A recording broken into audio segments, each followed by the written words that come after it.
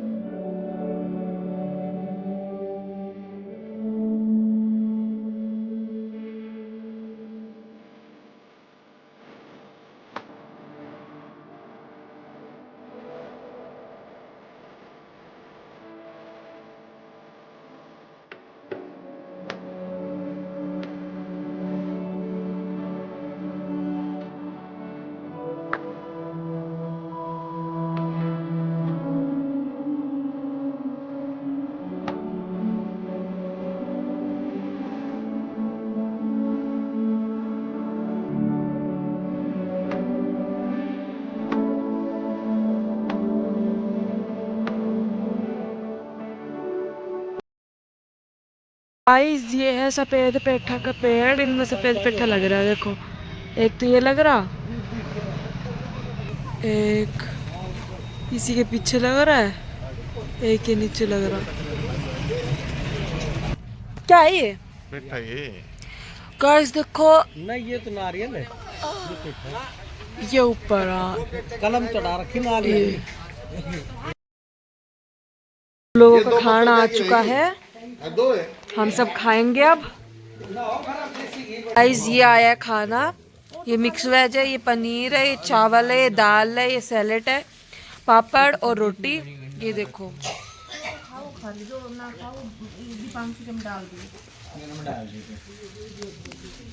अब हम खाना खा लेते हैं, मिलते हैं आपको थोड़ी देर में।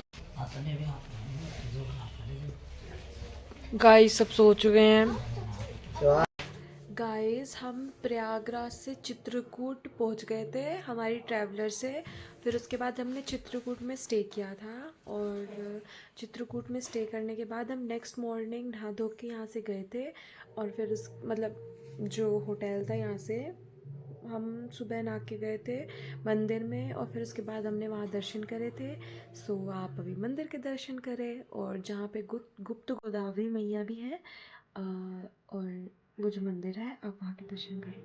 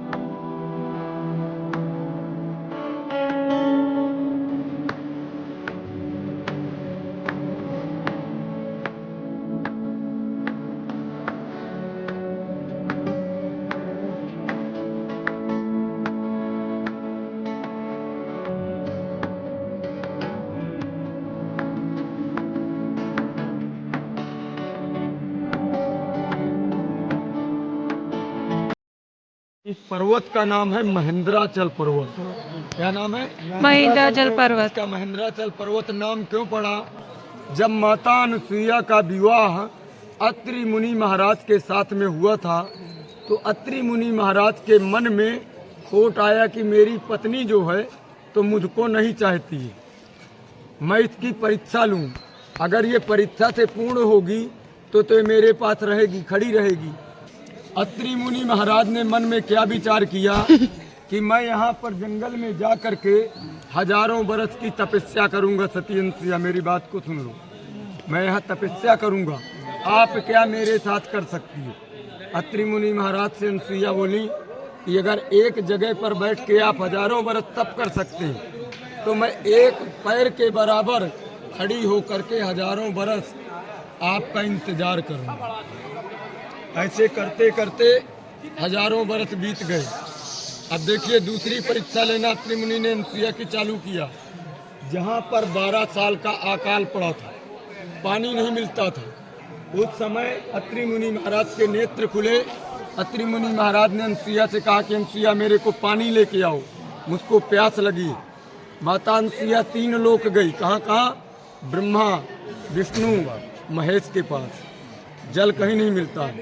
उसके बाद इसी पर्वत में, महेंद्राचल पर्वत में आकर के बोलती हैं कि हे प्रभु, ये तो मेरे को जल दो, ये तो मेरे प्राण लो, ये पति के सामने मैं सूखा कमंडल लेके नहीं जाऊंगी। रामायण में क्या लिखा है? आप रामायण को पढ़ते होंगे तो होगा। सूर्य सर धार नाम मन डाकनी, अजो सब पातक पोतक डाकनी। जहाँ पर आप खड़े हैं इसके नीचे नीचे पानी जा रहा है। ये जो नीचे कुंड बने मैं भी दिखा रहा हूँ, उन कुंडों का पानी जब इकट्ठा होता है ये मंदाकिनी नदी बन जाती है। ये यहाँ से जाकर के 50 किलोमीटर दूरी जमुना नदी में मिलती है, फिर ये त्रिवेणी संगम जाती है। यहाँ आपको स्नान करना है, जिनको तो स्नान कर लो, ज़्यादा नीचे जाना नहीं, और नहीं तो जिनको नहीं नहाना है हाथ पैर धुलो और यहाँ बैठे रहो।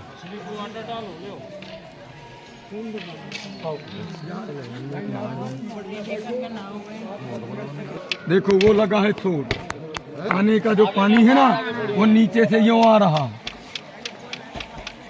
इसमें भी आ रहा। ये आ रही बड़ी मछलियाँ, बहुत बड़ी बड़ी मछली है।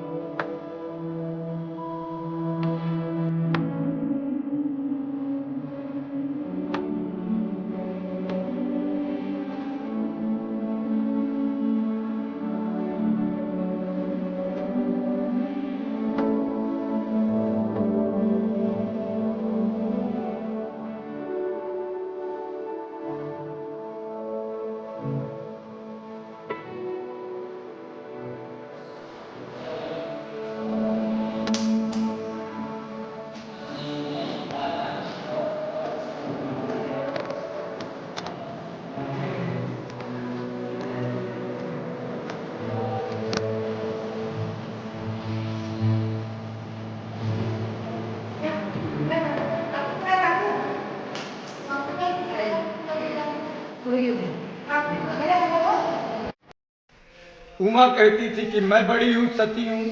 रमा कहती थी कि मैं हूँ, ब्रह्माणी कहती थी।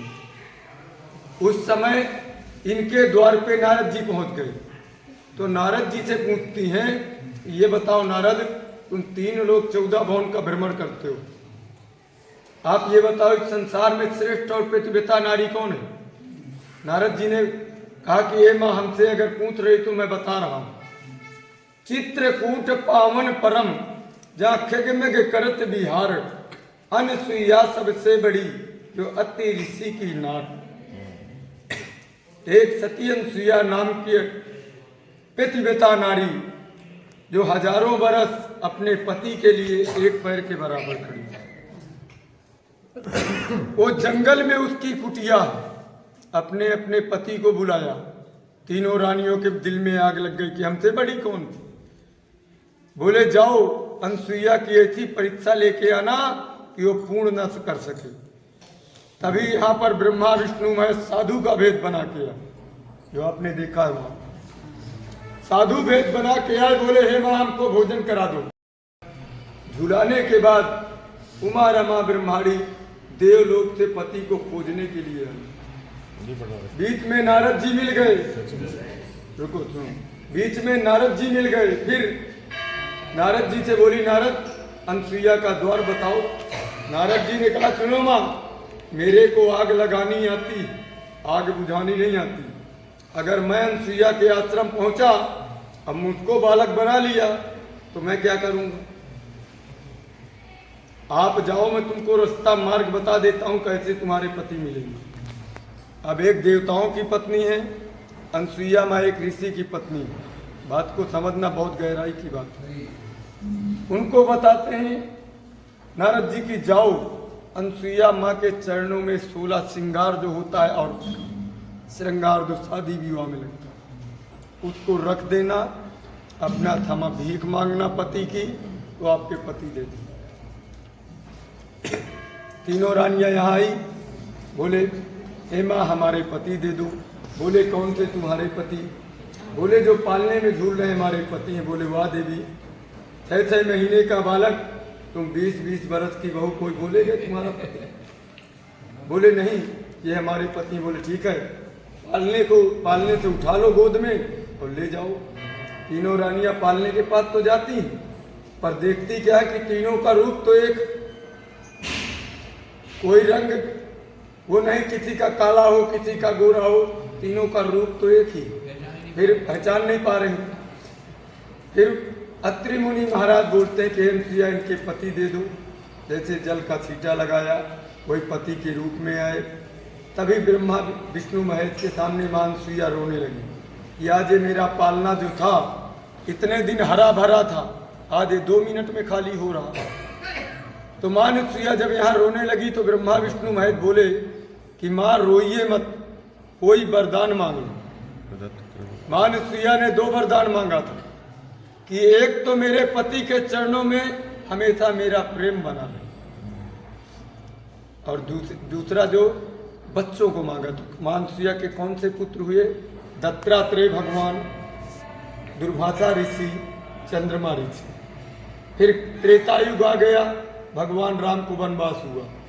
माता अनसुईया जी ने सीता जी को जहाँ पर आपने स्नान किया इसी जगह में स्नान कराया और बताया कि हे बेटी, इस संसार में पति कैसा भी हो, लंगड़ा हो लूला हो कैसा भी हो, वो पत्नी के लिए परमेश्वर हो। ठीक है ना।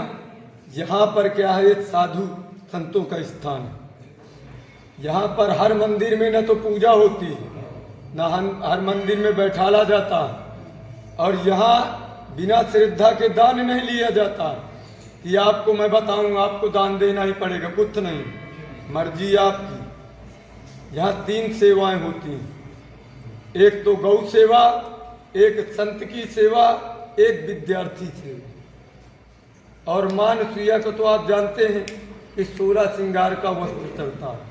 जिनको मालूम होता है अपने घर से चूनर कपड़ा वस्त्र लेके आते हैं, जिनको यहाँ आने से मालूम चलता है तो उनकी कीमत दे करके यहाँ से चूनर मिलती है, साड़ी मिलती है, उसकी कीमत देना पड़ता है। जैसे आप चूनर लेंगे चूनर चढ़ाएंगे माँ को तो 101 रुपये लगेगा।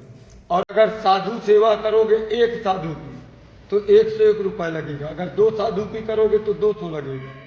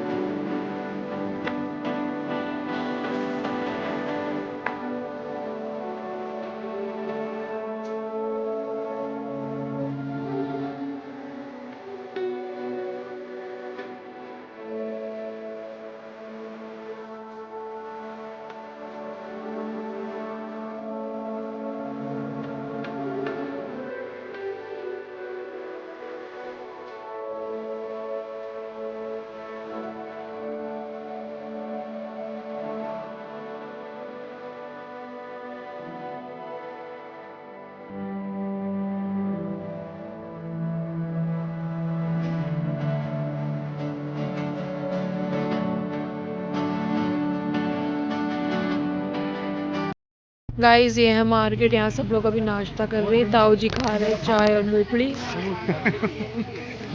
और वहाँ देखो ऊपर कितने सारे लंगूर बैठे हुए हैं। यहाँ इधर ये पूरी लंगूरों की फौज बैठी हुई है वहाँ पे। मिलते हैं थोड़ी देर में, इन लोगों को कर लेंगे जो करना है।